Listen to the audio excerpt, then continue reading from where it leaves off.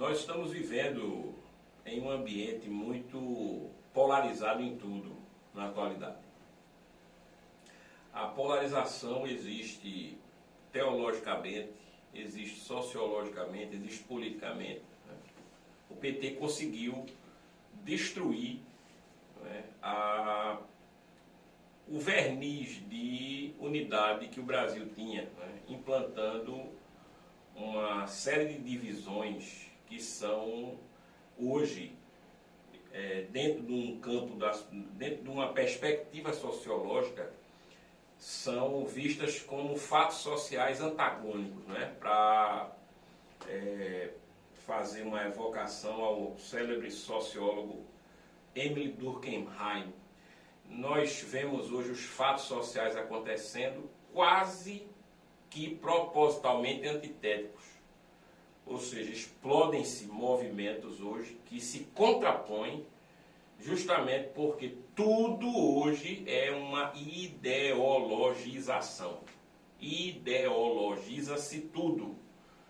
E isso tem que se observar se vem de fato da ideologia ou se redunda em ideologia. Se a ideologia é a causa ou o fim, ou a consequência.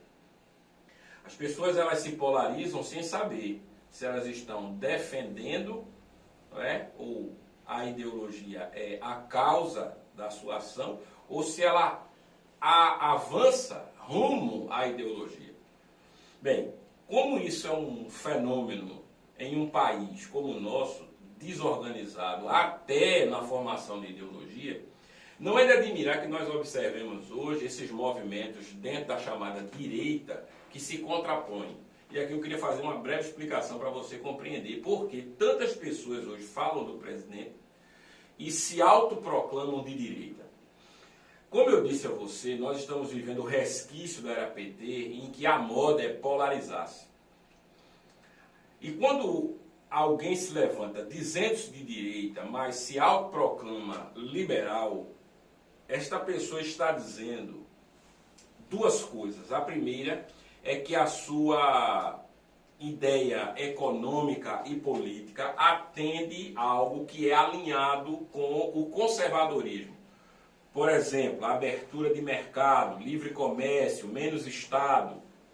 Então aí nós temos dois alinhamentos e é por isso que o progressista, e o conservador, que é mais à direita em alguns pontos, eles se alinham. E as pessoas pensam que tudo é direita.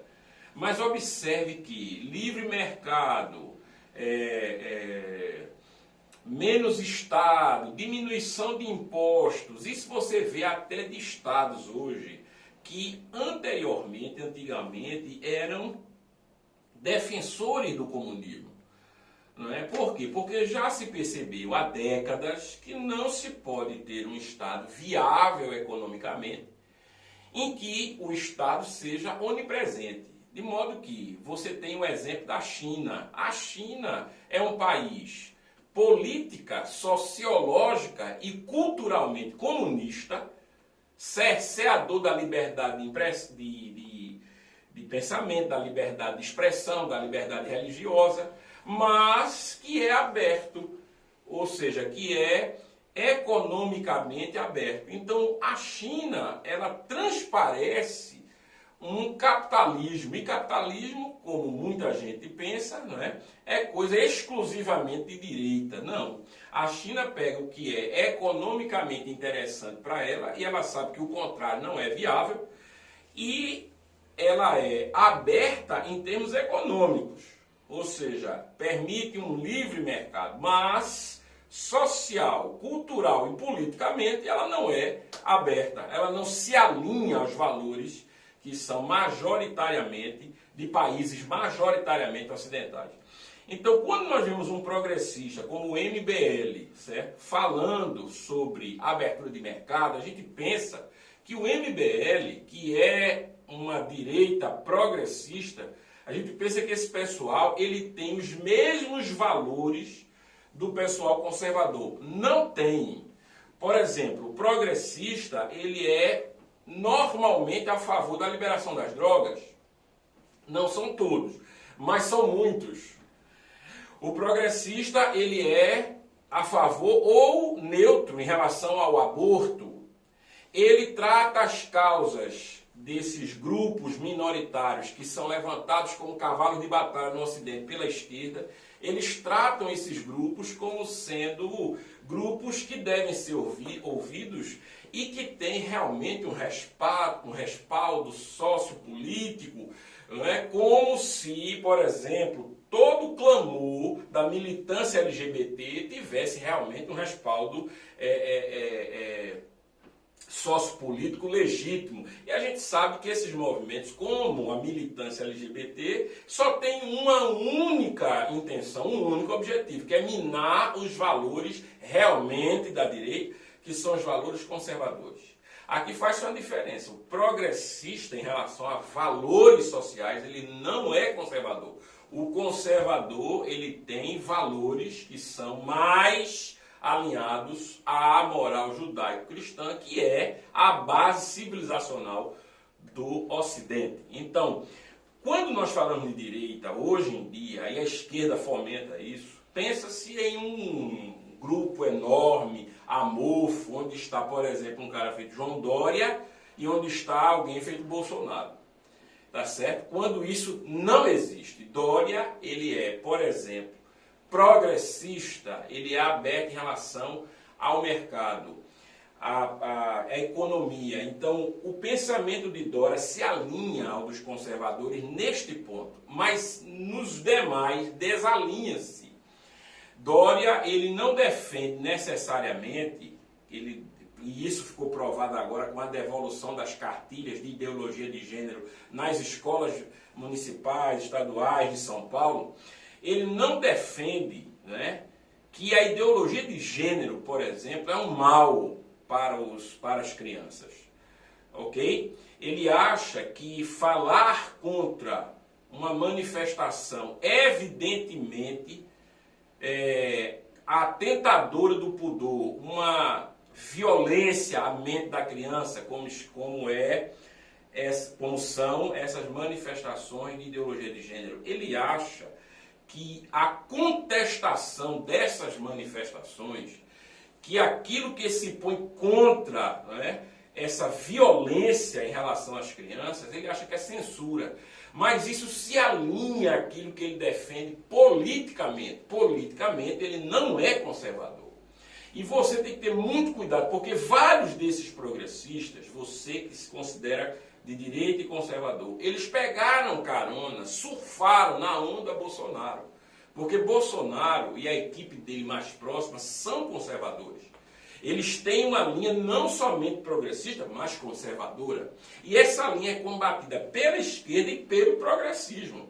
Então esses caras que surfaram na onda de Bolsonaro, hoje, preste bastante atenção, hoje se põem contra violentamente o governo de Bolsonaro, fazendo até coro com a esquerda.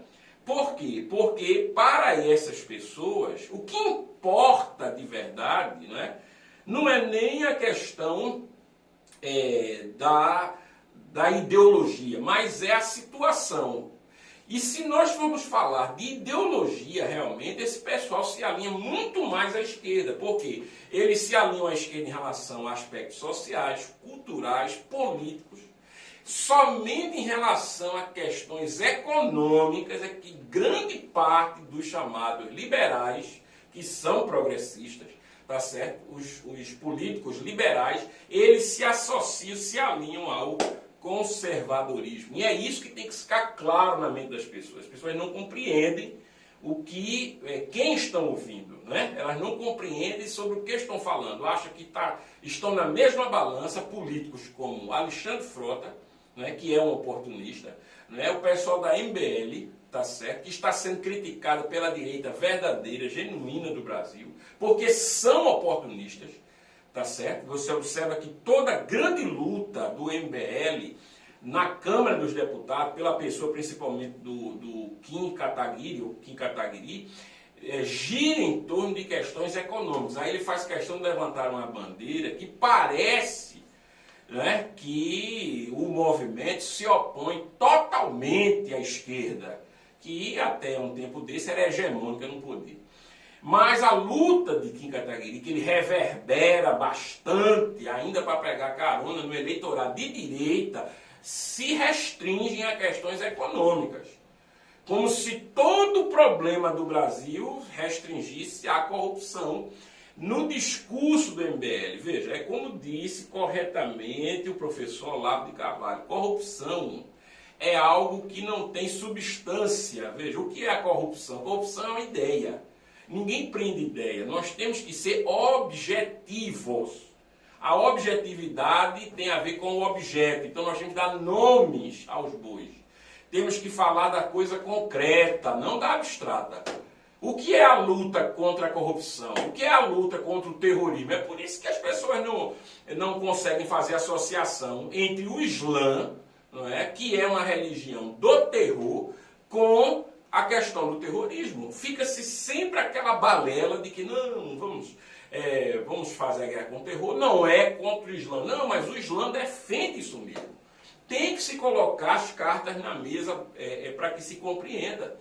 Então, luta contra a corrupção, estou dizendo que todo terrorismo é do Islã.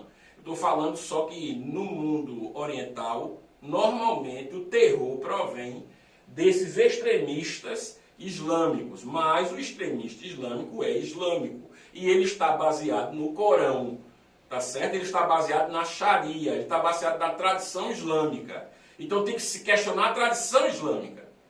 Ok? Não adianta ficar dizendo que a luta é contra o terror. Como aqui, a luta contra a corrupção. O que é corrupção?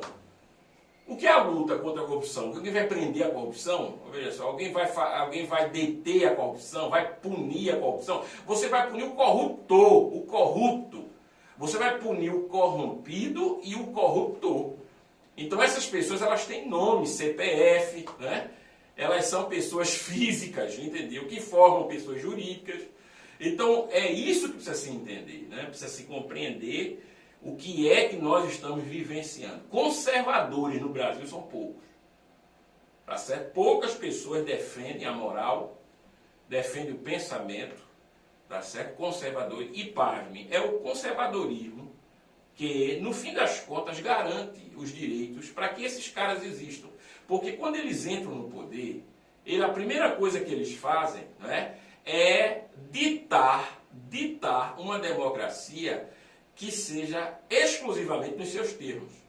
E tudo aquilo que não se enquadra nos termos que eles levantam é antidemocrático. E se é antidemocrático, precisa ser execrado. Tá certo? Eu estou falando nesse vídeo para que você compreenda um pouco mais da nossa situação. É óbvio que isso não é um vídeo exaustivo. Você deve pesquisar, você deve procurar saber o que são esses movimentos, em que eles se baseiam. O que é a direita de fato no Brasil? O que é a esquerda de fato? De onde vem? Por que levantam as bandeiras que levantam?